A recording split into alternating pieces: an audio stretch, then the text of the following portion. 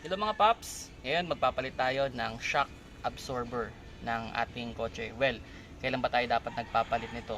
Usually, once na nalulubak tayo ng matindi, okay, so may narinig tayong unusual sound or parang kumakalabog na yung ilalim ng kotse natin. So possibly, ang may problema is yung ating shock. Then malalaman ninyo na may problema na rin kayo talaga sa shock once na nagkakaroon na ng stain dito sa part na to. Okay, so yan, nakita ninyo yan, magkakaroon na siya ng stain ng oil. So ibig sabihin nun, palitan na siya. Okay, so may papakita ko sa inyo kung paano magpalit ng shock. So unang step, itaas muna natin yung sasakyan. Okay, iangat muna natin siya.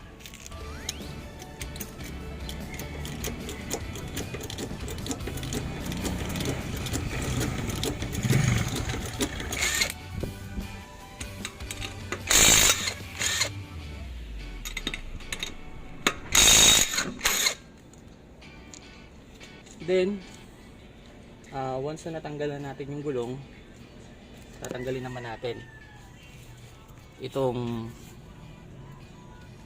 brake cable tsaka itong ABS cable. Yan, tanggalin natin siya. So, isang screw lang naman yan.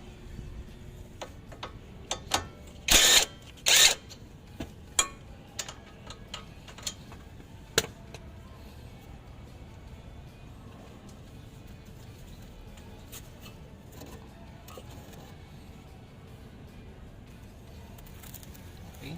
So, once na natanggal na natin yan, tatanggalin naman natin itong dalawang bolt. So, okay.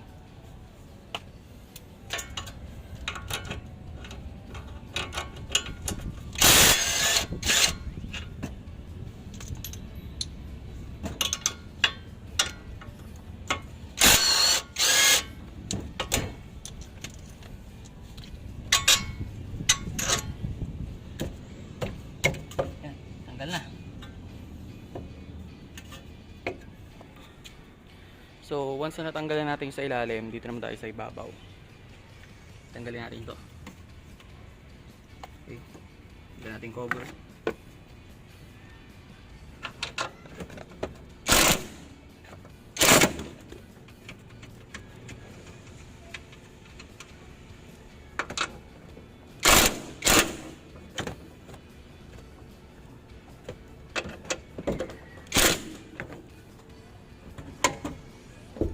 Okay.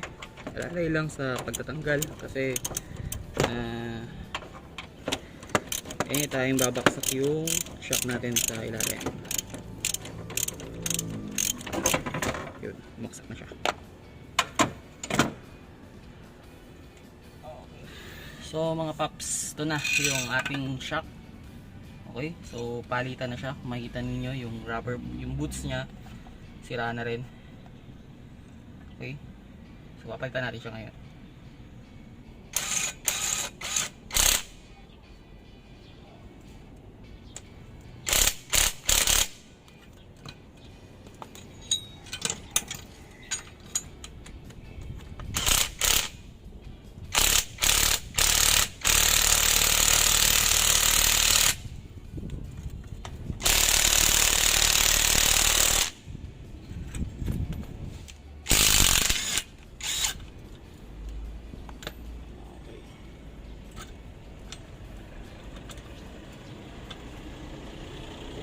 Okay.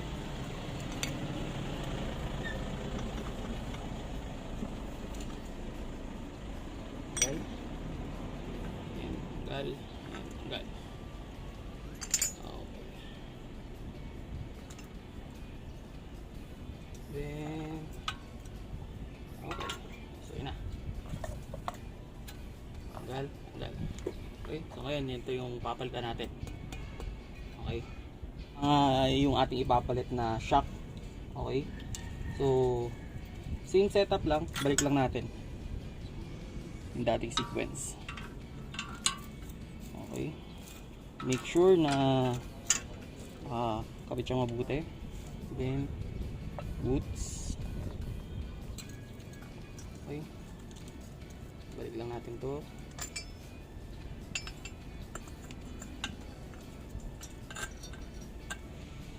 Then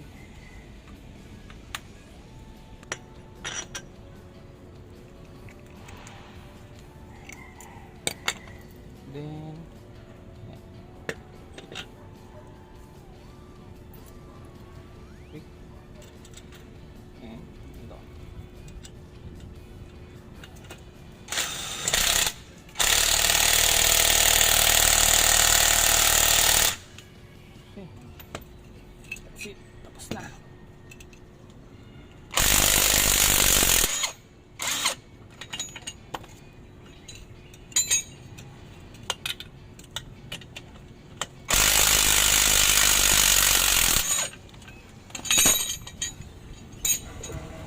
Ito na yung ating shock absorber. So okay na, palitan na.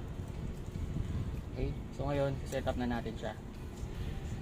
Sa pag-set up ito, unahin muna natin sa taas, i-screw muna natin siya pero huwag natin siyang higpitan. Okay, then sa baba, okay, yun, galing natin, screw muna sa taas.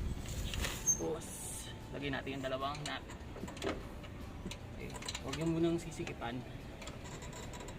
Okay, ang ano lang dito is ma-hold niya lang muna sa taas. Okay, huwag mo na sisikipan. Then, yun, cover natin yun na. Okay na yan.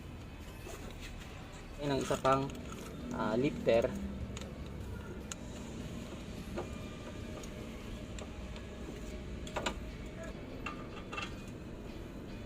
Pasok lang natin ulit yung dalawang bolt.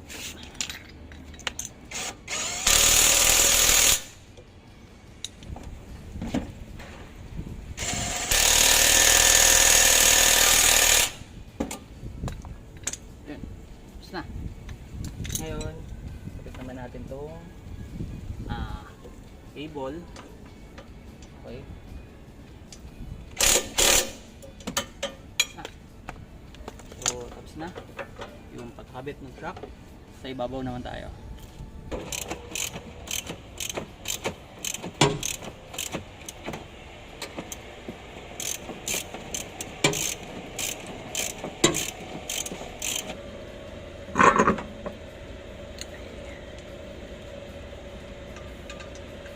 Screw.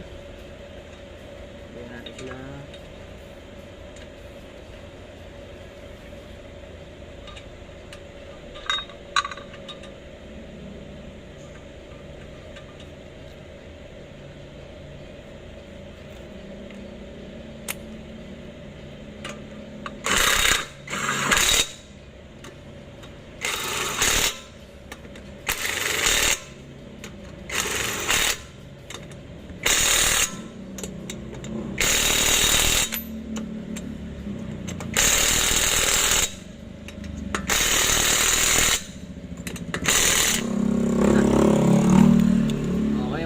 So ganun lang yung pagpapalit ng shock, no? So tapos na siya. Ayan na. Iba na natin. Okay.